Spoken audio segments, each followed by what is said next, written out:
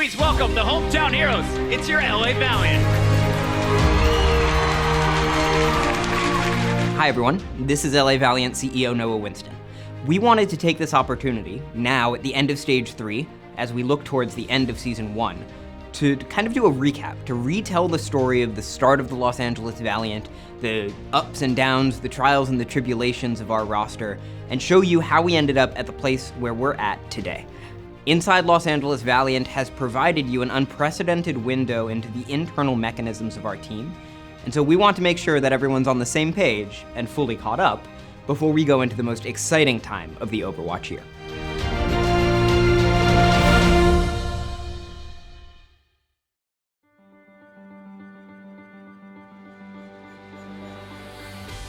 Noah called me on Discord and was like, hey, I want to give you a contract. And I was like, okay. Like, I was in scrims with LA Gladiators, and then I muted, and I was talking to Noah while they were practicing.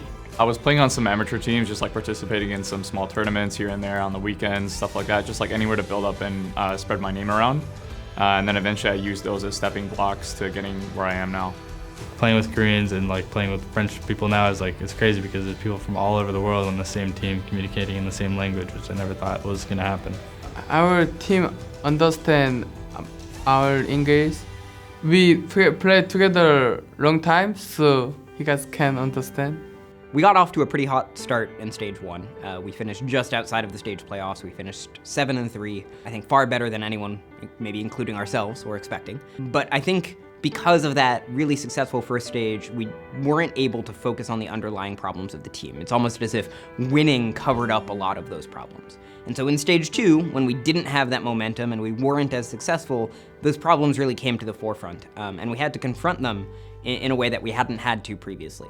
You guys are in a muddle right now, okay? So I want you to go out there, like we did with the Gladiators game, and I want you to get your heads back in the game, get your heads out and play the game as a team. When we started talking about it, he did a lot to build the team in the right direction, and I think moving forward, somebody who has a better grasp on the game would be somebody who's more beneficial to push the team forward through Stage 2 when the competition is going to get much more intense. Bigger thing is we're going to be making some changes in the way our coaching staff works. So the first big change is that Henry is not going to be our head coach anymore. Things kind of went downhill for us because our mentality shifted from once we get this guy out of here, it'll all be good. But then it kind of came towards the realization that really wasn't the problem. Players got to stop acting like coaches. That's what I'm saying. Like if you see something that I'm doing wrong, just tell me after the game.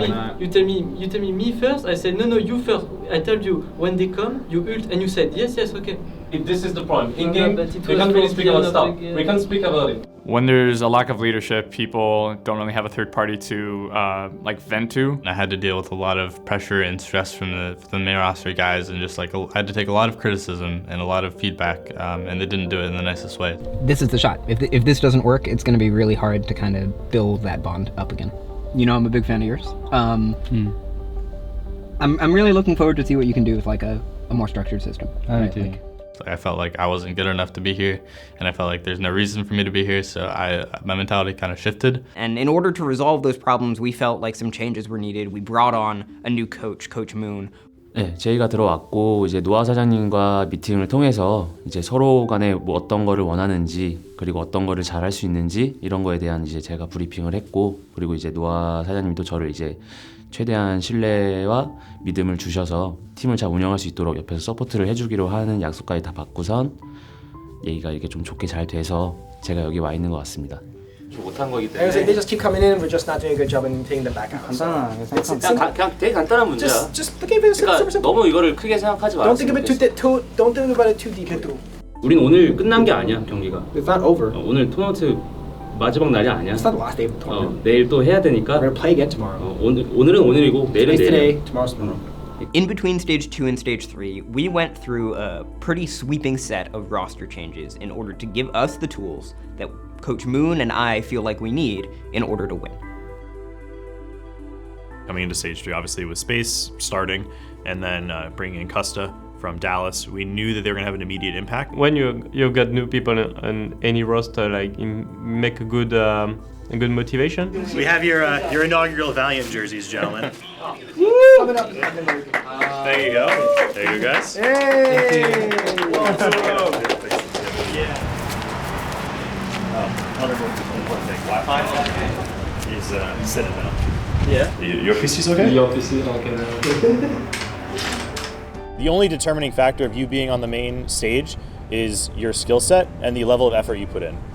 That is what will determine your play time. Okay?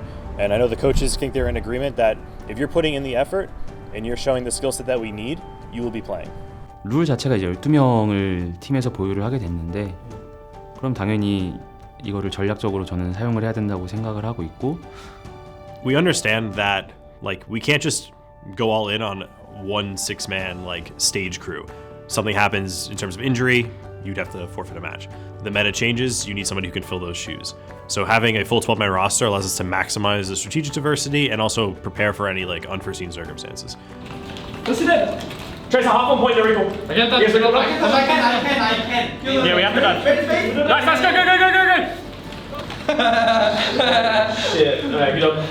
I think every player, you know, at a selfish level would love to not have any competition for a starting spot and just focus on themselves, not really have to worry about that. But it's something that makes it very hard to coach, actually, from our perspective, where it's hard to tell people what to do if there's no alternative, you know, if they know they're the only option you have on the team. Personally, I don't think it was a good idea. The problem is having players to compete, you change a lot of players on the roster, so it's gonna be hard to get the synergy. So that's why I don't really like. Trace it behind. The new roster adjustments, I think things are starting to look up for us, and I think it's like very positive impact on the team environment and everything. I think we've really finally started addressing some of the underlying core issues that the team has faced, and we've really created a foundation to build on top of. Professional athletes have long nights like you had. When you wake up the next day and you're tired, 다음날 아침에 일어나서 피곤하면 the most important thing to do is to activate yourself earlier in the morning. You wake up tired.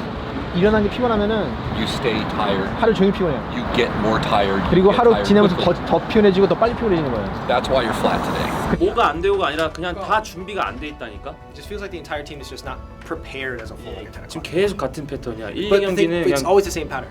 내주거나 진짜 힘들겠다 하거나 We either give up the first two maps or we needlessly fight hard to take. 진짜 슈퍼 플레이를 해서 갖고 오거나. In every match, we come in at like 70%, and then when we lose two maps, we all turn up to 100, and then it's too late. Like, I don't like making excuses to lose, but it's the truth. Everyone's just trying to play the game as much as possible, get to the best point that we can be. We're trying to play with each other more outside of scrims and sort of focus on working together and communicating, not just through scrims, but just sort of building that synergy. They're not like hiding their back line. Their front line is in front of their back line. They're doing it. So our back line, whoever's playing hit scan, whoever's doing damage, you can step up a little bit forward. He's not saying dedicate your entire fight to it. Just like one or two more powerful shots. Like there's that window of time in which you can take advantage of that. Just a little bit forward. Before, no one wanted to come here early because everyone was sitting around and not doing anything. But if you look at any professional sport team, they're usually 4 to 5 hours before, and they're doing stuff to get themselves ready. Yeah, always. Okay, always. And while it might be on the staff, I think it's on everybody. Like, we have to make a decision to come here and get ourselves ready to go as a team. The point, your Los Angeles Valiant will win their final set of Stage 3 and into the Stage 3 playoffs. Go in the distance. I like the thing I'm saying is like we can't play Widow against them. And we can't play Lucio Moira dive because it just doesn't work. Yeah. And New York's gonna be too smart to adapt to it. So I think we got to throw just like some ridiculous cheese at them and just hope it works. Yeah, okay. But the DPS and supports are doing the job, and that's a full hold for New York. They have all but won this series. Our mentality was really good coming into the match. It was just like mechanically we weren't that one, and it affected our play. We love to compete. We want to be the best, and we want to prove that we can be the best team in Overwatch League. The journey's not over. We have a lot more work to do this season. We have a lot more work to do in the off season, and then again in season 2. And you want to be with us on that journey. You want to be following along. So click like, click follow, click subscribe, and stay tuned with us in the future chapters of Los Angeles Valiant.